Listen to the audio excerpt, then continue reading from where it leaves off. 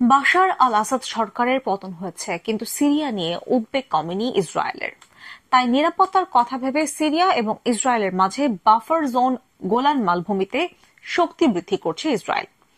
রবিবার এমনটাই জানিয়েছেন ইসরায়েলের প্রধানমন্ত্রী বেঞ্জামিন নেতানিয়াহু।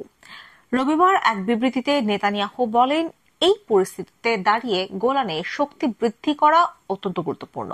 গোলানকে শক্তিশালী করা ইসরায়েল রাষ্ট্রকে রক্ষা করবে। প্রধানমন্ত্রীর বিবৃতির পরেই ইসরায়েলের প্রতিরক্ষা মন্ত্রী ইসরায়েল কাটজ বলেন, সিরিয়ার সাম্প্রতিক ঘটনাবলী ঘিরে উদ্বেগ বাড়ছে ইসরায়েলের। সিরিয়ার বর্তমান বিদ্রোহী সরকার মধ্যপন্থী ভাবমূর্তি বজায় রাখলেও পরিস্থিতি এখনো উদ্বেগজনক। তাই সম্ভাব্য ঝুঁকির কথা মাথায় রেখে এই সিদ্ধান্ত। গত সপ্তাহে গোলানের মাউন্ট হেরমন সংলগ্ন বিস্তীর্ণ এলাকায় নতুন করে দখল নিয়েছে ইসরায়েল। প্রতিরক্ষা মন্ত্রী আরও জানিয়েছেন, নিরাপত্তার কারণে দখলকৃত ওই অঞ্চলগুলিতে চলতি শীতের মৌসুমে মোতায়েন থাকবে ইসরায়েলি বাহিনী। গোলানে জনসংখ্যা বৃদ্ধি করার দিকেও নজর দিয়েছে ইসরায়েল সরকার। নেতানিয়াহুর কার্যালয় সূত্রে খবর, ইতিমধ্যে সর্বসম্মতিক্রমে গোলানে জনসংখ্যার বৃদ্ধিকে উৎসাহিত করার জন্য $11 মিলিয়ন পরিকল্পনায় অনুমোদন দিয়েছে সরকার। ভারতীয় মুদ্রায় যার মূল্য প্রায় 93 কোটি 32 লাখের কাছাকাছি। গোলান মালভূমি নিয়ে গত কয়েক দশক ধরে চর্চা চলছে মধ্যপ্রাচ্যে।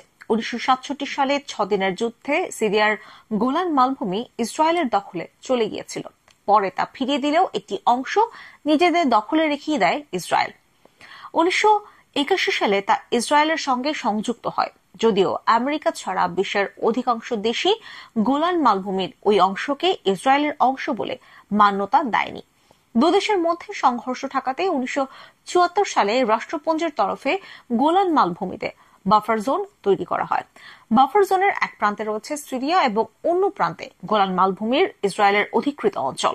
2019 সালে আমেরিকার তৎকালীন প্রেসিডেন্ট ট্রাম্প গোলানের উপর ইসরায়েলি সার্বভৌমত্বকে সরাসরি সমর্থন জানান, কিন্তু তখনও তা মানেনি অধিকাংশ রাষ্ট্র। গোলানে প্রায় 21,000 ইসরায়েলির বাস। এছাড়াও বাস করেন 24,000 ড্রুজ, যারা আরবের এক সংখ্যালঘু সম্প্রদায়। এরা বেশিরভাগই আবার নিজেদের সিরীয় বলে পরিচয় দেন। যদিও ইসরায়েলের বিবৃতির পর সিরিয়ার বিদ্রোহী দলের নেতা আবু মোহাম্মদ আল জোলানির দাবি, গোলান নিয়ে উদ্বেগের কোনো কারণ নেই, বরং সিরিয়ার উপর লাগাতার হামলাকে ন্যায্যতা দিতেই এইসব অজুহাত দিচ্ছে ইসরায়েল।